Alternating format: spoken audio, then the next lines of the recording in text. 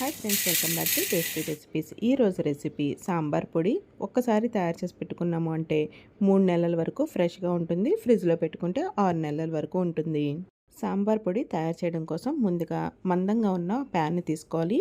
దీనిలోకి 1/2 కప్పు ధనియాలు, 2 టేబుల్ స్పూన్లు శనగపప్పు, 2 టేబుల్ స్పూన్లు కందిపప్పు, 1 టేబుల్ స్పూన్ మినపగుళ్ళు, 1 టీ స్పూన్ బియ్యం, 1.5 టేబుల్ స్పూన్ జీలకర్ర, 1/2 టీ స్పూన్ మెంతులు వేసుకోవాలి.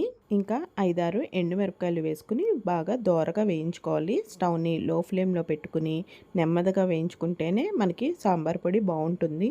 మనం సాంబార్ అంటే 10 రోజులకు ఒకసారి లేదంటే వారానికి ఒక రోజు అలా చేసుకుంటాం కదండి. అంటే మనకి వారానికి 1 టేబుల్ స్పూన్ వరకు సాంబార్ పొడి అవసరం అవుతుంది. మరి ఎక్కువగా చేసేసుకున్నా కానీ ఎక్కువ రోజులు నిల్వ ఉంచుకునే బదులు ఈ విధంగా కొంచెం చేసుకుంటే కరెక్ట్గా సరిపోతుంది. ఇవన్నీ కూడా దోరగా వేగి కొంచెం కలర్ చేంజ్ అయ్యి మంచి సువాసన వస్తుంది. అప్పుడు స్టవ్ ఆఫ్ చేసేసుకుని వేరే ప్లేట్లోకి ట్రాన్స్ఫర్ చేసేసుకుని చల్లారనివ్వాలి.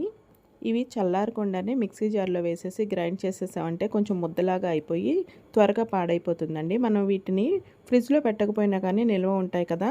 ఇలా వేడిగా ఉన్నప్పుడు చేసాము అంటే మనకి కొంచెం నిల్వ ఉండవు. అంటే కొంచెం పాడైనట్టుగా కొంచెం చెమ్మ వచ్చినట్టుగా ఉంటుంది. ఈ ధనియాలు అవి కూడా చల్లారిపోయిన తర్వాత మిక్సీ జార్లో వేసుకుని గ్రైండ్ చేసుకోవాలి. మిక్సీ జార్ కూడా తడి లేకుండా చూసుకోవాలండి. ఏమాత్రం తడి ఉన్నా కానీ పాడైపోతాయి.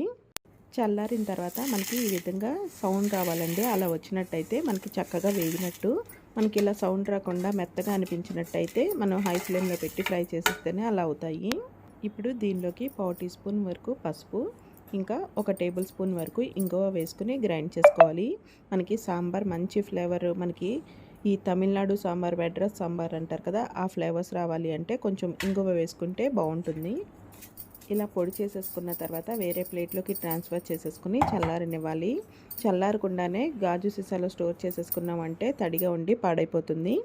స్టోర్ చేసుకునేటప్పుడు ప్లాస్టిక్ లాంటి వాటిలో కాకుండా ఇలా గాజు సీసాలో స్టోర్ చేసుకుంటే ఫ్రెష్గా ఉంటుంది.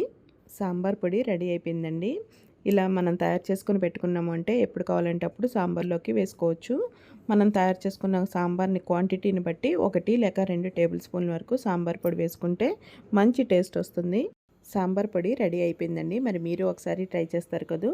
మరొక ఇంట్రెస్టింగ్ అండ్ టేస్టీ రెసిపీతో మళ్ళీ కలుద్దాము. Thank you for watching food re channel.